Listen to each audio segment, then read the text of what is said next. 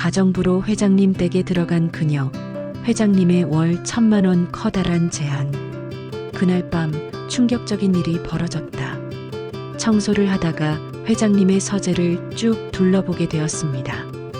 그러다가 회장님이 앉는 테이블 위에 액자를 발견했어요. 저는 그 액자를 유심히 바라봤습니다. 그런데 회장님의 옆에 있던 남자를 보고 저는 소스라치게 놀랐습니다.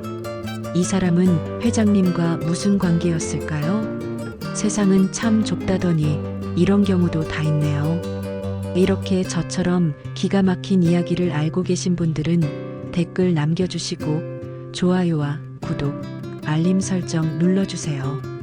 구독은 무료입니다. 저는 정혜연, 올해 61살입니다. 그날 퇴근길에 병원 앞에서 잠시 머물렀습니다. 간병일을 마치고 나면 늘 그랬듯이 버스 정류장으로 가는 길이었죠. 하지만 그날은 뭔가 달랐어요. 병원 계단 위에서 작은 유골함을 안고 비틀거리던 한 노인이 보였거든요. 아마 70대쯤 되어 보이는 분이었는데 검은 정장을 입고 있었지만 어깨는 축 처져 있었습니다. 그분이 천천히 계단을 내려오다가 갑자기 허리를 움켜쥐며 주저앉는 모습을 봤어요. 저는 망설임 없이 다가갔습니다.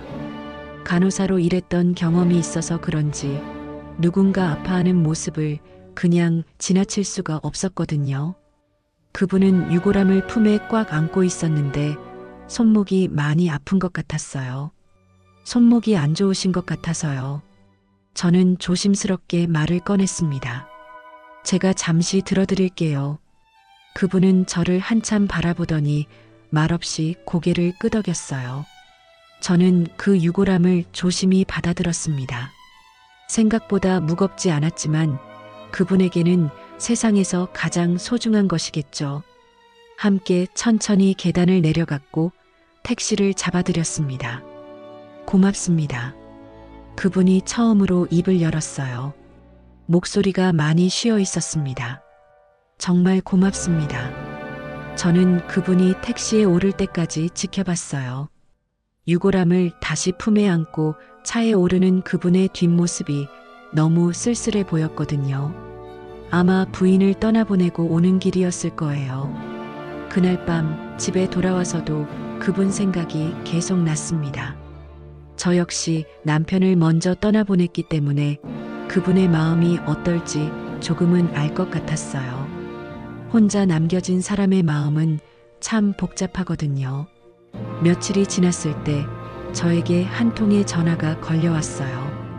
모르는 번호였는데 정중한 목소리의 여성분이었습니다. 혹시 며칠 전 병원에서 유골함 들어주신 분 맞으시죠? 그분이 물었어요. 저희 회장님이 꼭 인사를 드리고 싶다고 하십니다. 저는 깜짝 놀랐습니다.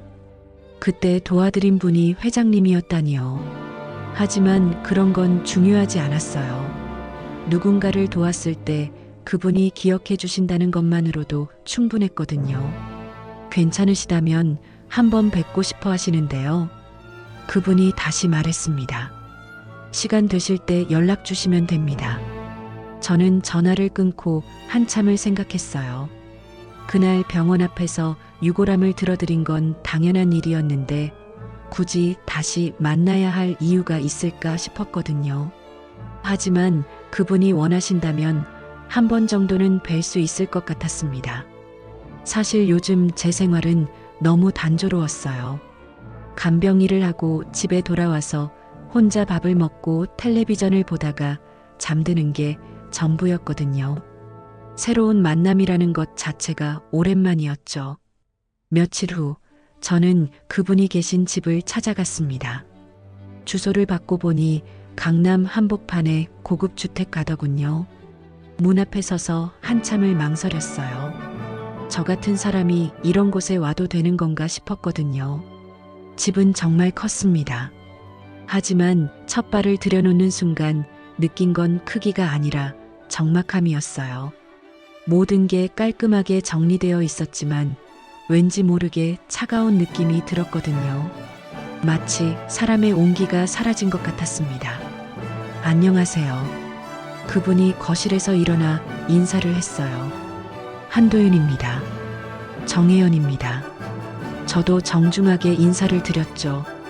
그분은 생각보다 단정하고 품이 있어 보였어요. 하지만 눈가에 깊은 피로가 서려 있었습니다. 한도윤 회장님은 저를 소파에 앉게 하고 직접 차를 내와주셨어요. 그런 모습이 의외였습니다. 회장님 같은 분이 직접 차를 내려주시다니요. 그날 정말 고마웠습니다. 회장님이 먼저 말을 꺼냈어요. 아내를 떠나보내고 처음으로 누군가가 제 손을 조심스럽게 받아준 거였거든요. 저는 괜찮다고 말씀드렸지만 회장님의 표정이 너무 진지했어요. 뭔가 더 말씀하고 싶어 하시는 것 같았거든요. 사실 제안이 하나 있습니다. 회장님이 조심스럽게 말했습니다. 밤마다 건강 상태만 체크해 주시면 됩니다. 혈압 재고, 맥박 확인하고 그 정도면 충분해요. 저는 고개를 끄덕였어요. 간호사 출신이니까 그런 일은 어렵지 않았거든요. 하지만 다음 말을 듣고는 깜짝 놀랐습니다. 대신 월 1,000만 원을 드리겠습니다. 저는 잠시 말을 잃었어요. 월 1,000만 원이라니요. 제가 간병 일을 해서 한 달에 버는 돈의 몇 배나 되는 금액이었거든요. 그게 대체 무슨 뜻이죠? 저는 당황해서 물었습니다. 너무 큰 돈이에요. 저에게는 적은 돈입니다. 회장님이 담담하게 답했어요. 하지만 정혜연 씨에게는 의미가 있을 거예요. 저는 머릿속이 복잡해졌습니다. 그런 큰 돈을 받을 만한 일인가 싶었거든요. 단순히 건강 체크를 하는 것뿐인데 말이죠. 그때 우연히 식탁 위에 놓인 작은 유골함이 눈에 들어왔어요. 그날 병원에서 제가 들어드렸던 바로 그 유골함이었습니다. 회장님이 매일 식탁에 놓고 식사를 하시는 것 같았어요. 화장실을 다녀오는 길에 책상 위에 놓인 노트 한 권을 보게 됐습니다. 열어볼 생각은 없었는데 펼쳐진 페이지에 적힌 글자가 눈에 들어왔어요. 아내가 떠나고 처음이다. 누군가 내 손을 조심스럽게 받아준 건. 저는 가슴이 뭉클했습니다. 회장님에게 그날 일이 그렇게 큰 의미였다니요. 저는 그냥 당연한 일을 했을 뿐인데 말이에요. 거실로 돌아오니 회장님이 창밖을 바라보고 계셨어요. 뒷모습이 너무 외로워 보였습니다. 생각해 보시고 연락 주세요. 회장님이 말했어요. 급하지 않으니까 천천히 결정하셔도 됩니다. 집을 나오면서 저는 계속 생각했어요. 월 1,000만 원이라는 돈도 놀라웠지만 회장님의 그 쓸쓸한 표정이 자꾸 떠올랐거든요. 결국 저는 회장님의 제안을 받아들였습니다. 월 1,000만 원이라는 금액도 중요했지만 무엇보다 회장님의 그 외로운 표정을 잊을 수가 없었거든요. 첫 며칠 밤은 조용했어요. 저녁 9시쯤 회장님 댁에 가서 혈압과 맥박을 재고 혹시 몸에 이상은 없는지 확인하는 게 전부였습니다. 회장님은 항상 정중하게 인사를 하셨고 저 역시 필요한 말만 하고 돌아왔어요. 하지만 며칠이 지나면서 회장님의 일상이 조금씩 보이기 시작했습니다. 매일 같은 시간에 식탁에 앉아 혼자 식사를 하시고 유골함을 바라보며 무언가 중얼거리시는 모습이었어요. 가끔 제가 건강 체크를 할 때도 멍하니 창밖을 바라보고 계시곤 했거든요. 일주일째 되던 그날 밤 평소와 다른 점을 느꼈습니다. 집안이 유난히 조용했어요. 보통은 거실에서 텔레비전 소리라도 들렸는데 그날은 아무 소리도 나지 않았거든요. 현관문을 열고 들어가니 거실에 불이 켜져 있었지만 회장님이 보이지 않았어요. 침실 쪽으로 가면서 이름을 불러봤습니다. 회장님, 정혜연입니다. 대답이 없었어요. 조금 이상했지만 혹시 잠들어 계신가 싶어 침실 문을 살짝 열어봤습니다. 그런데 침대는 비어 있었거든요. 바로 그때 방 안에서 미세한 신음소리가 들렸어요. 화장실 쪽에서 나는 소리였습니다. 저는 급하게 뛰어갔어요. 회장님이 화장실 문 앞에 쓰러져 계셨습니다. 의식은 있었지만 숨을 헐떡이고 계셨어요. 얼굴이 창백하고 식은땀이 흘러내리고 있었거든요. 회장님, 괜찮으세요? 저는 무릎을 꿇고 회장님 옆에 앉았습니다. 회장님은 저를 보고 입을 움직이려 했지만 말이 나오지 않았어요. 맥박을 재보니 너무 빨랐습니다. 이건 응급 상황이었거든요. 저는 망설임 없이 119에 신고했어요. 전화를 걸고 나서도 계속 회장님의 상태를 확인했습니다. 맥박, 호흡, 의식 상태까지 체크하면서 구급차가 올 때까지 기다렸어요. 괜찮으실 거예요. 저는 회장님의 손을 잡으며 말했습니다. 곧 병원에 가실 거예요. 구급차가 도착하고 응급실로 이송될 때까지 저는 함께 했어요. 간호사 출신이라서 응급 상황에 어떻게 대처해야 하는지 알고 있었거든요. 의료진에게 회장님의 상태를 정확히 설명했고 병원 도착 후에도 곁에서 지켜봤습니다. 응급실에서 치료를 받는 동안 회장님이 중얼거리는 말이 들렸어요. 의식이 몽롱한 상태에서 나오는 말이었죠. 미정아. 회장님이 흐릿한 목소리로 말했습니다. 가지마. 미정아. 저는 처음 듣는 이름이었어요. 미정이라는 사람이 누구인지 궁금했지만 지금은 그런 걸 물어볼 때가 아니었거든요. 의사 선생님이 말씀하시길 급성 심근경색 증상이었다고 했어요. 조금만 늦었다면 정말 위험했을 거라고 하시더군요. 다행히 빨리 발견해서 큰 위험은 넘겼다고 했습니다.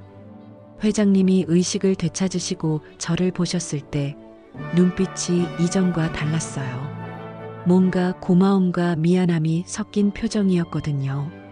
정혜연 씨, 회장님이 약한 목소리로 말했습니다.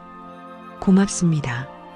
저는 괜찮다고 말씀드렸지만 그날 밤 일이 우리 사이에 뭔가 다른 감정을 만들어낸 것 같았어요. 회장님은 며칠간 병원에 입원하셨습니다. 저는 매일 병실을 찾아가 회복 상태를 확인했어요. 의사 선생님 말씀으론 다행히 큰 후유증은 없을 거라고 하셨거든요. 병실은 조용했습니다.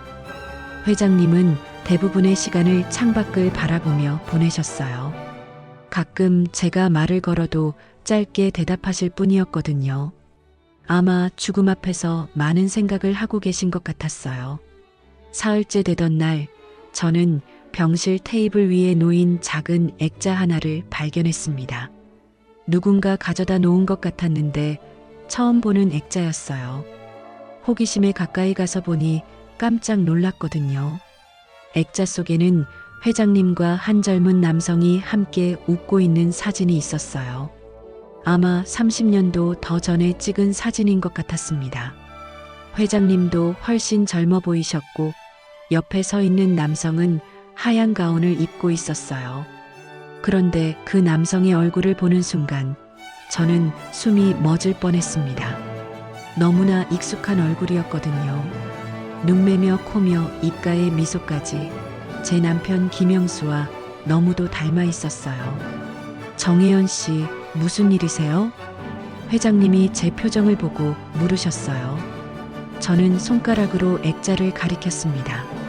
이 사람, 제 남편입니다. 회장님이 침대에서 몸을 일으켜 액자를 가져가셨어요. 한참 동안 사진을 바라보시더니 천천히 고개를 끄덕이셨거든요. 그럴 줄 알았습니다.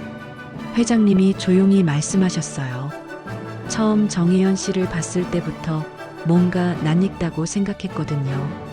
제 가슴이 두근거렸어요. 혹시 회장님이 제 남편을 아시는 건가요? 생전에 공중보건의로 일하다가 병으로. 저는 떨리는 목소리로 말했습니다. 김영수. 회장님이 남편의 이름을 불렀어요. 내 기억에 또렷이 남아있소.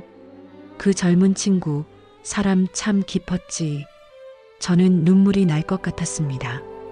남편을 떠나보낸 지 벌써 10년이 넘었는데 이렇게 남편을 기억해 주시는 분을 만나다니요.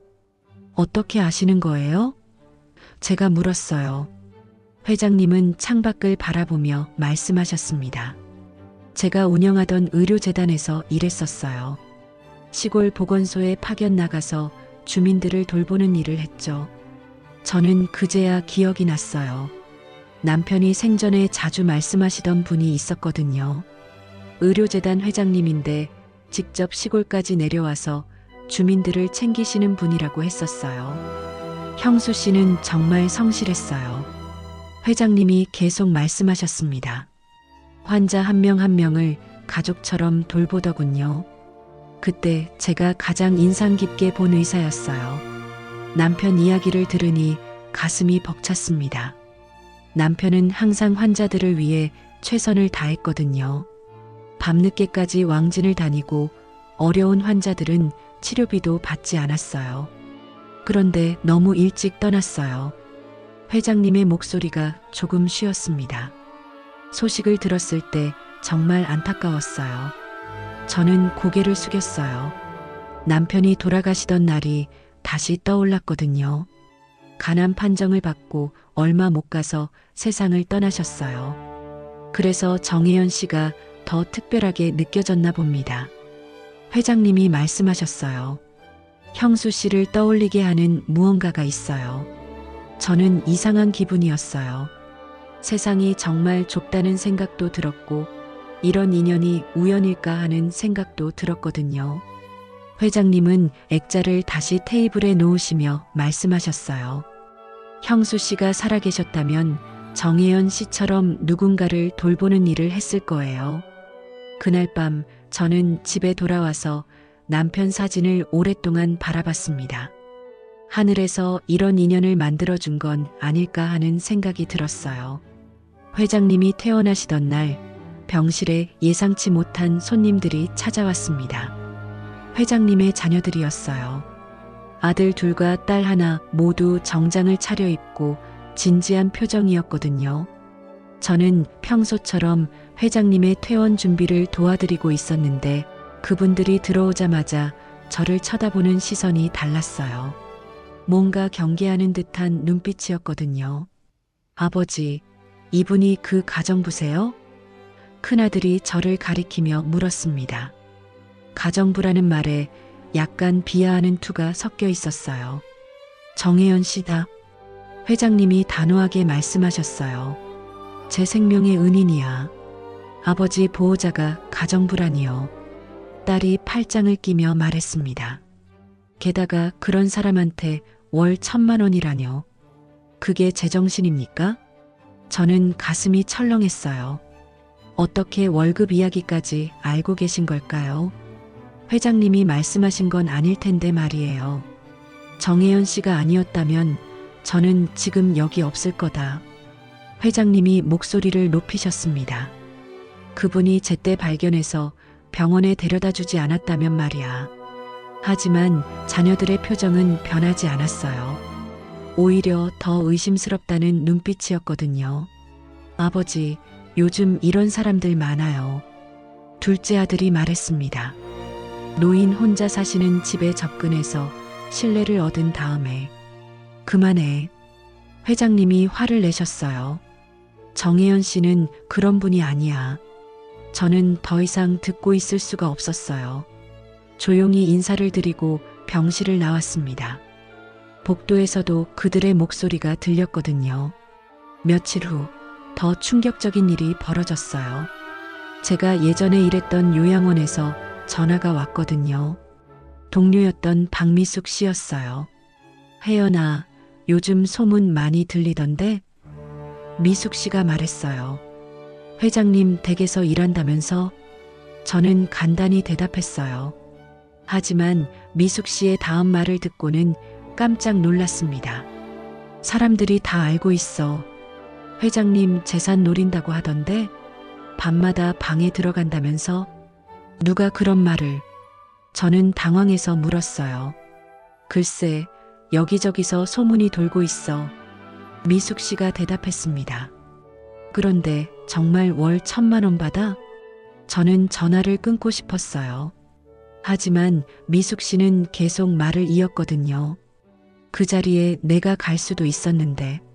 미숙 씨의 목소리에 질투가 섞여 있었어요. 걘 운이 좋은 거야. 그때 깨달았어요. 이 소문을 퍼뜨린 사람이 바로 미숙 씨라는 것을 말이에요. 제가 회장님 댁에서 일한다는 이야기를 했을 때부터 시작된 거였거든요. 미숙 씨가 소문을 퍼뜨린 거죠? 제가 직접적으로 물었어요. 뭘 퍼뜨려? 사실을 말한 것뿐이야. 미숙 씨가 뻔뻔하게 대답했습니다. 어쨌든 조심해. 사람들 시선이 곱지 않으니까. 전화를 끊고 나서 저는 한참을 멍하니 앉아 있었어요. 제가 한 일이 그렇게 해석될 줄은 몰랐거든요. 며칠 동안 길에서 만나는 사람들의 시선이 달라진 것을 느꼈어요. 수군거리는 소리도 들렸고요. 마트에서 장을 볼 때도 뒤에서 누군가 제 이야기를 하는 것 같았어요. 가장 힘든 건 회장님 댁에 갈 때였어요.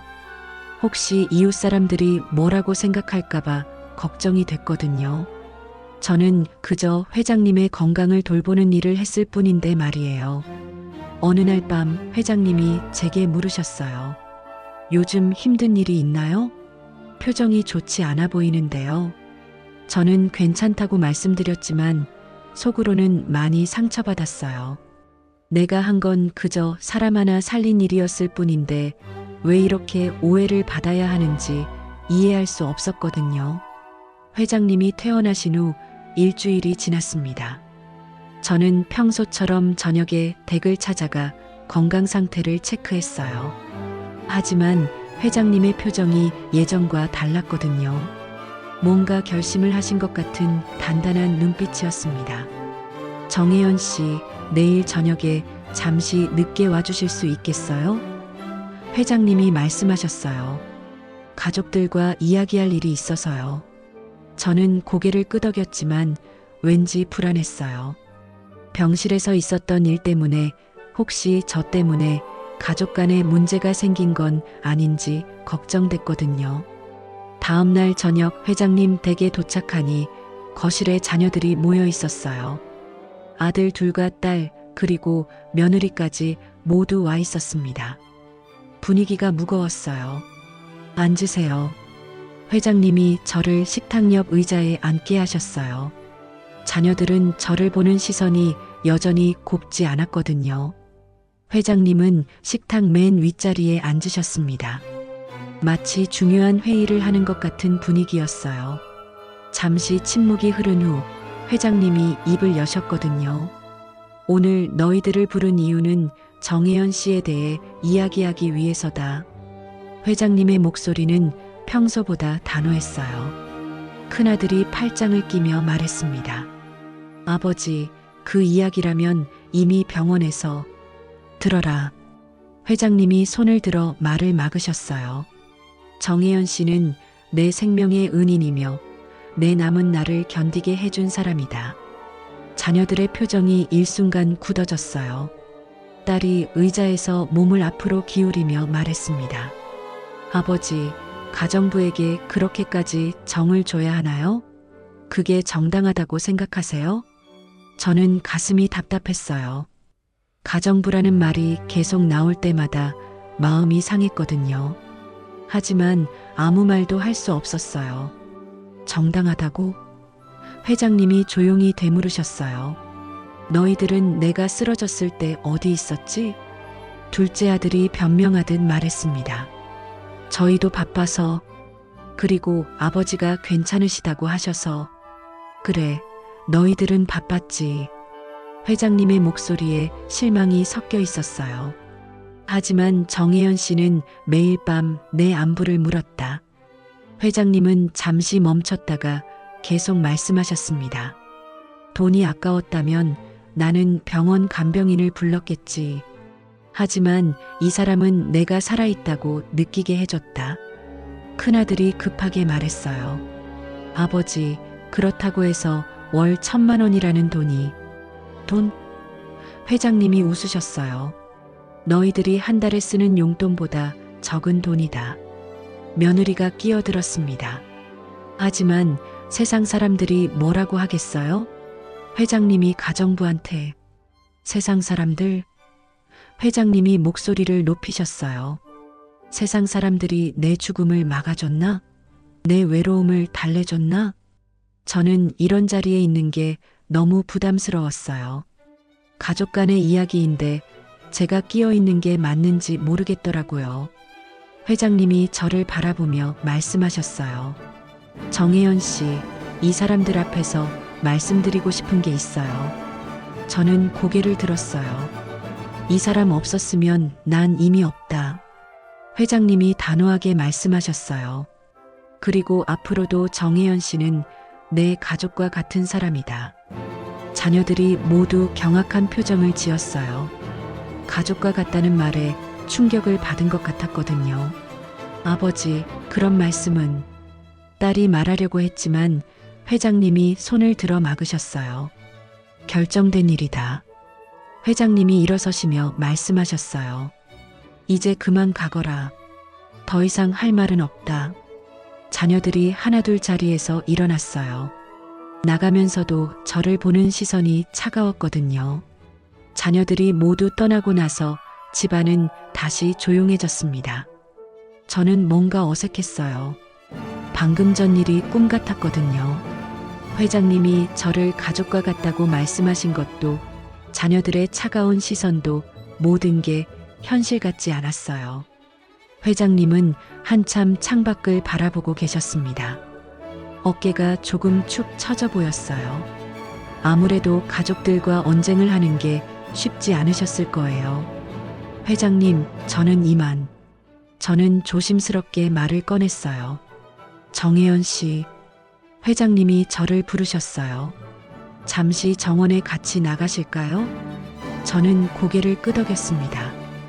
회장님은 천천히 일어나서 정원으로 향하셨어요. 저도 따라갔거든요. 정원은 예쁘게 가꿔져 있었어요. 작은 연못도 있고 여러 종류의 나무들이 심어져 있었습니다. 한쪽에는 나무 벤치가 놓여 있었어요. 여기 앉으세요. 회장님이 벤치를 가리키셨어요. 저희는 나란히 앉았습니다. 바람이 살살 불어와서 시원했어요.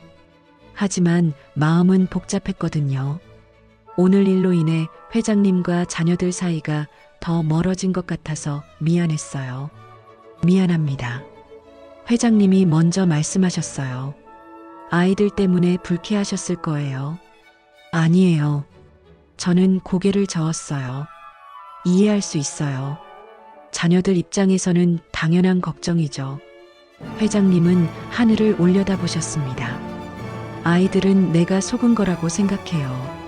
하지만 정혜연 씨, 나는 속고 있는 게 아니에요. 저는 회장님을 바라봤어요. 달빛 아래서 회장님의 얼굴이 평온해 보였거든요. 이제 우리 사이에 계약이나 돈이 오가지 않았으면 좋겠소. 회장님이 조용히 말씀하셨어요. 사랑은 아니어도 사람과 사람으로 남을 수는 없겠소? 저는 가슴이 뭉클했어요. 회장님의 말뜻을 알 것 같았거든요.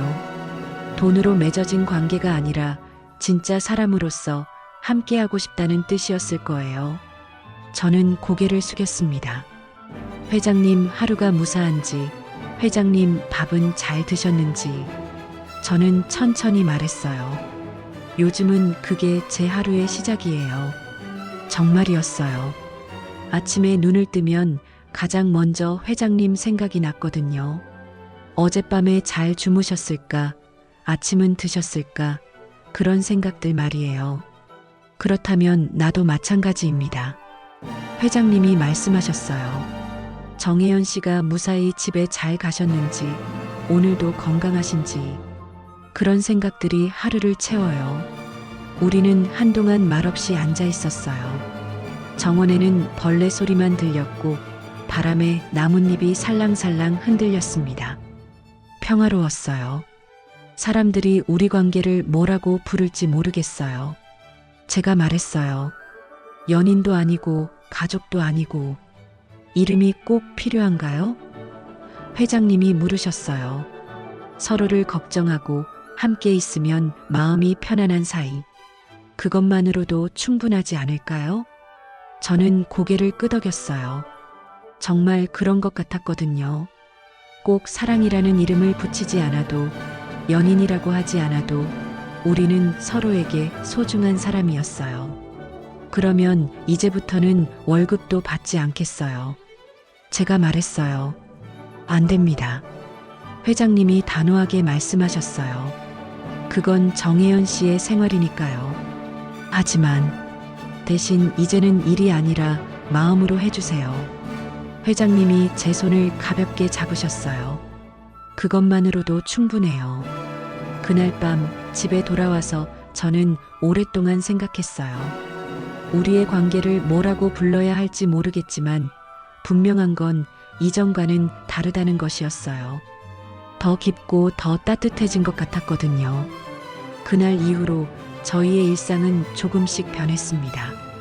여전히 저는 매일 저녁 회장님 댁을 찾아갔지만 이제는 건강 체크를 위해서가 아니었어요. 그냥 서로의 안부를 확인하고 싶어서였거든요. 회장님은 제가 오면 항상 차를 끓여주셨어요. 처음에는 정중한 손님 대접이었지만 이제는 자연스러운 일상이 됐습니다. 저도 가끔 집에서 반찬을 만들어 가져가곤 했어요. 오늘은 뭘 만들어 오셨나요? 회장님이 제가 들고 온 통을 보며 물으셨어요. 미역국이에요. 저는 웃으며 대답했습니다. 회장님이 좋아하실 것 같아서요. 회장님의 얼굴이 밝아졌어요. 미역국? 오랜만이네요. 우리는 함께 식탁에 앉아 저녁을 먹었습니다. 처음에는 어색했지만 이제는 편안해졌어요. 회장님이 드시는 모습을 보면 제가 만든 음식이 맛있어 보였거든요. 정혜연 씨 손맛이 참 좋아요. 회장님이 말씀하셨어요. 아내 생각이 나네요. 저는 그런 말씀을 들으면 기뻤어요. 회장님에게 좋은 추억을 떠올리게 해드릴 수 있다는 게 감사했거든요. 식사를 마치고 나면 저희는 거실에 앉아 이런저런 이야기를 했어요. 과거 이야기도 하고 오늘 있었던 일도 나눴습니다. 회장님은 젊은 시절 이야기를 들려주셨고 저는 간호사로 일했던 경험담을 말씀드렸어요. 어느 날은 회장님이 오래된 앨범을 가져오셨어요. 돌아가신 부인과의 사진들이 가득했습니다. 이분이 미정 씨시구나. 제가 말했어요. 네, 참 좋은 사람이었어요. 회장님의 목소리가 부드러워졌습니다. 정혜연 씨처럼 따뜻한 사람이었거든요. 저는 그런 말씀을 들으면 뭉클했어요. 회장님에게 돌아가신 부인의 모습을 떠올리게 해드린다는 것이 특별하게 느껴졌거든요. 밤이 되면 저는 여전히 회장님의 맥박을 재고 혈압을 확인했어요. 하지만 이제는 의무감이 아니라 걱정하는 마음에서였습니다. 오늘도 정상이에요. 제가 말하면 회장님은 항상 고맙다고 하셨어요. 정혜연 씨가 확인해 주시니까 안심이 돼요. 회장님이 말씀하셨어요. 그렇게 2달 정도가 지났을까요? 저희는 서로에게 없어서는 안 될 존재가 됐어요. 회장님도 이전보다 훨씬 밝아지셨고 저 역시 매일이 의미 있게 느껴졌거든요. 어느 날 저녁 회장님이 평소와 다른 이야기를 꺼내셨어요. 우리는 정원 벤치에 앉아 별을 보고 있었습니다. 정혜연 씨, 회장님이 조심스럽게 말씀하셨어요. 이게 사랑이라면 너무 늦지 않게 와줘서 고맙소. 저는 깜짝 놀랐어요. 사랑이라는 말을 직접 하실 줄은 몰랐거든요. 하지만 이상하게 거부감이 들지 않았어요. 저도 몰라요. 사랑인진. 저는 웃으며 고개를 저었어요. 다만 회장님 옆에 있으면 하루가 허무하진 않아요. 정말이었어요. 회장님을 만나기 전에는 매일이 똑같았거든요. 일하고 집에 돌아와서 혼자 밥 먹고 잠드는 게 전부였어요. 하지만 이제는 달랐습니다. 나도 마찬가지예요. 회장님이 말씀하셨어요. 정혜연 씨가 있어서 하루하루가 기다려져요. 우리는 한참 동안 별을 바라봤어요. 말은 없었지만 서로의 마음을 알 것 같았거든요. 꼭 연인이 아니어도 결혼을 하지 않아도 우리는 서로에게 특별한 사람이었어요. 우린 지금 이대로 충분해요. 제가 말했어요. 네, 충분합니다. 회장님이 고개를 끄덕이셨어요. 그날 밤 집에 돌아와서 저는 거울을 봤어요. 제 얼굴이 예전보다 밝아 보였거든요.